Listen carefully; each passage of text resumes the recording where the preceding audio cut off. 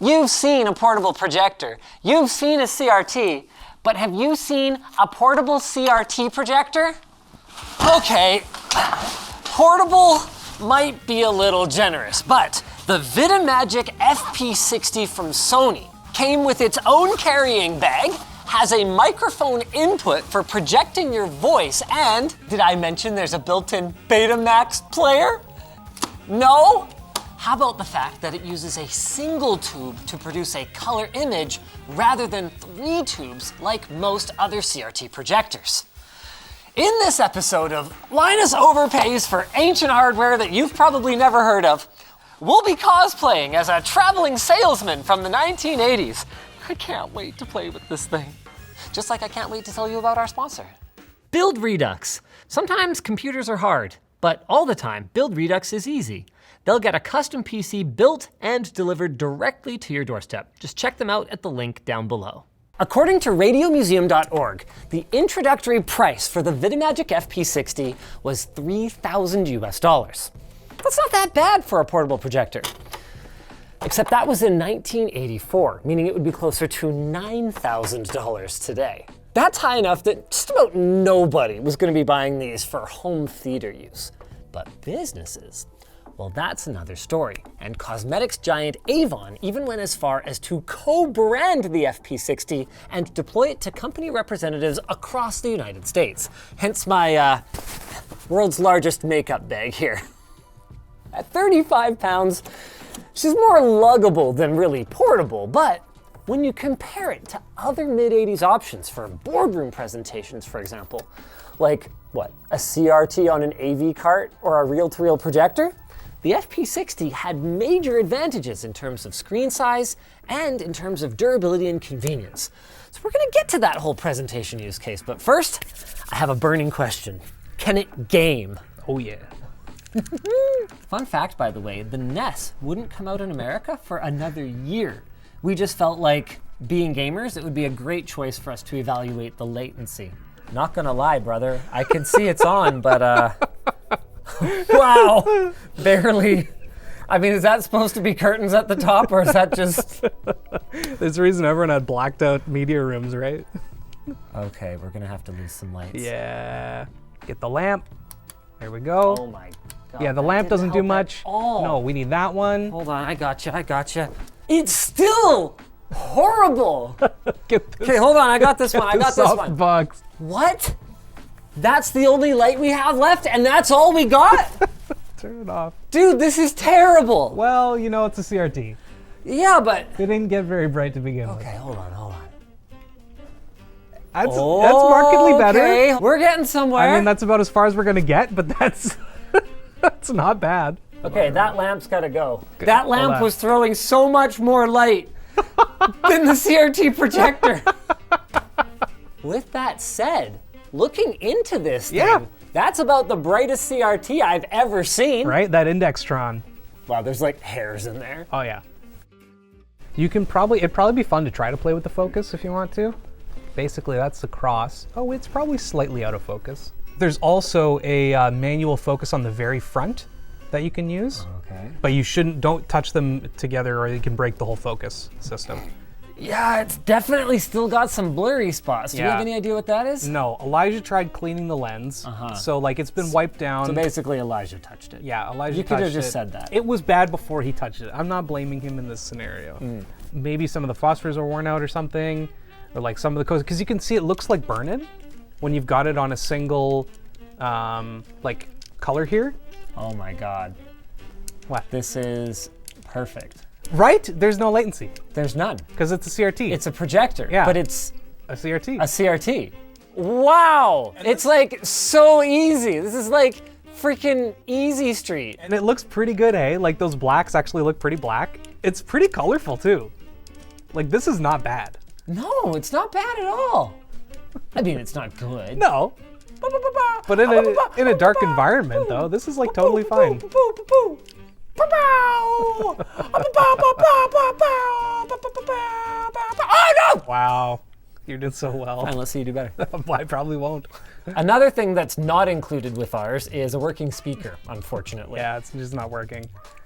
And theoretically, we could use our technical manual, service manual to repair it, or we could just not do that. Oh my God. You're wasting the POW. There's no POW. We don't need it. I thought you were too good. You don't need the POW. Did you die? Yeah.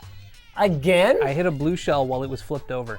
We've already realized that when it comes to old games, you'll usually win. New games, I don't know. Okay, well that was you dying on purpose. I actually did not. Oh. Okay, all right, this is it for all the marbles. Here we go. It killed me. Yeah. Yeah. Yeah, they kill you if they're moving. Yeah. Yeah. Yeah. This feels too good. I know, right? Like it feels like you're playing on a CRT. Yeah, because the only additional latency compared to looking directly into a CRT is the light. The speed of light to the screen. That's it. So just the slightly increased distance the light has to travel. Like, this is awesome. But blue, we're getting about 2.2 nits. 2.2 nits. The 0.2 matters. Let's stop it for now, because I want to talk about brightness. In fairness, most projectors don't get that bright compared to direct view displays. But this is clearly way behind the experience that Sony showed off in this, by the way, amazing promotional video that was recently re-uploaded by Retro TV Film and Video. And if we look closely, yep, composited, got him. Now, it was probably brighter when it was new. CRTs do decay over time, but they show this thing being usable in a literally sunlit room when realistically, it would have needed pitch darkness even then. With that said, how cool would a LAN party have been if someone showed up with one of these bad boys? Oh, it'd be sick with like a giant, not even 100, 80, 50, 60 inches. That would be unheard of as a kid. Unheard of. A regular CRT tube TV works by coating the front glass with a phosphor material that lights up when it gets zapped by one of 3 electron guns. One for red, one for green, and one for blue. With our CRT projector, we're not looking at a lit up phosphor screen, so what is going on here? It turns out it's surprisingly simple. They're still using a cathode ray tube to generate the image, and we can see that if we look directly down the barrel. But it's upside down and backwards, so that once it goes through the lens, which is basically functioning as a giant magnifying glass, it'll be the right way around. Now, I alluded to this before, but one of the big innovations for the Vidimagic was that most CRT projectors in those days were using 3 separate tubes and lenses for R, G, and B, kind of like this. They were reliable, but they were extremely heavy and inconvenient to set up. Supposedly, it took quite some time to get them all lined up correctly, and something as small as a swift kick to the table it was resting on could put the whole thing out of whack again. Another major hurdle they faced was, well, you can probably guess from what we've seen so far, brightness. CRTs, by modern standards, are pretty dim to begin with, and projecting that light across a much larger area exacerbates the issue. How do you fix all of that? Okay, the FP-60 is no regular CRT. It uses a single electron gun with a beam index tube. So to get the right colors from a single gun, they would modulate the beam strength. Then there was a 4th phosphor stripe, and when that lit up, the result was captured by a photomultiplier tube, and that signal was then amplified and sent to a decoder circuit, which would basically check if the colors were correct, and then adjust the modulation of the beam on the fly. If you open this thing up, the number of boards involved to properly index and decode the signals is pretty wild. By the way, shout out to 12-Volt Vids for this amazing footage from his repair video a few years ago that gives us a great look, by the way, at the water cooling that was built into this projector. Now, this design did have drawbacks, like inferior contrast, but the benefits were brighter images, no convergence problems, and lower sensitivity to magnetic interference, which is why they saw some military use. Sony commercialized a couple of versions of this technology, including the Indextron tube, which was used in our FP-60, as well as in the highly sought-after KVX370 Watch Cube, a super cute 4-inch bedside TV that came out in 1989. Realistically, nobody was buying this thing for gaming, so why don't we try a movie? This definitely makes these 1980s special effects not look out of place. Yeah. I mean, they look pretty good at this resolution. Yeah. At this brightness. Gotta love those 4 textures. Not 4K, just 4. This looks about how I remember watching TV in the 90s. No. We had more color than that. The contrast is terrible. Fine, yeah. Terrible. Yeah.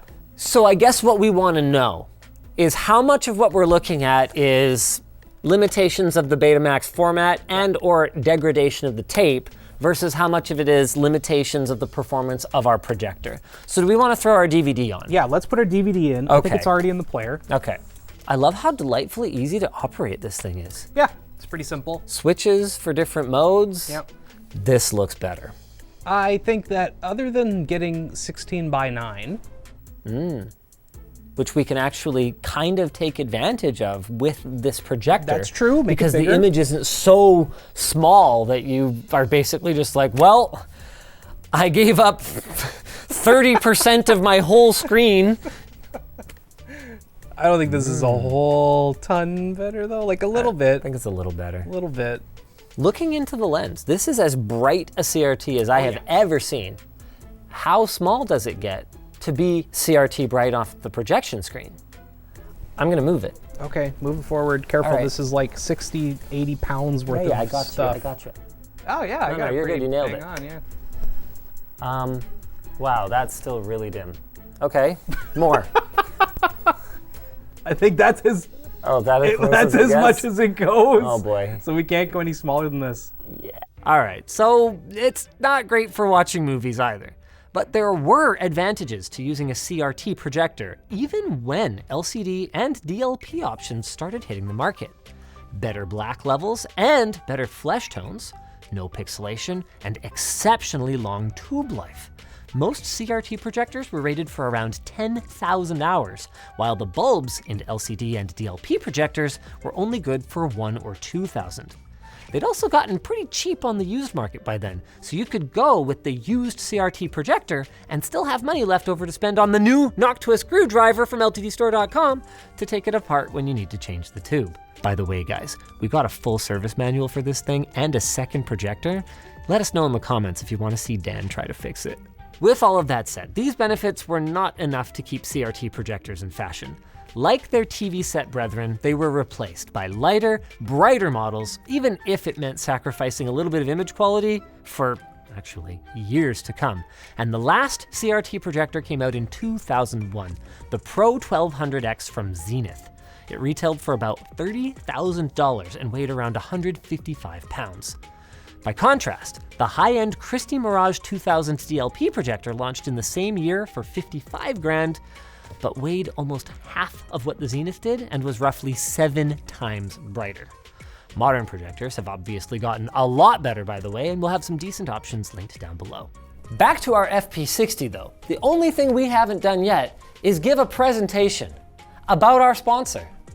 Squarespace. Need a website but don't have the know-how? Squarespace's all-in-one platform makes it easy to design your dream website and get it up and running quickly. You can choose from a wide selection of award-winning templates that are optimized for both desktop and mobile devices, and you can grow your business online through their marketing features, like support for search engine optimization, email campaigns, and social tools. Once you've sold customers on your brand, Squarespace can also help you sell your product. Their commerce platform comes with everything you need from merchandising to checkout.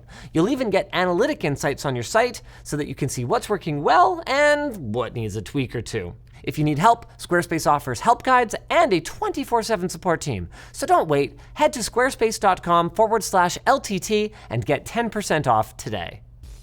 Thanks for watching. If you guys liked this video, make sure to check out our Laserdisc exploration. That was a ton of fun. They really do look like records, except shiny like a CD. Oh no, we're gonna do video disc next? Oh yeah. Okay, I don't know. We'll see.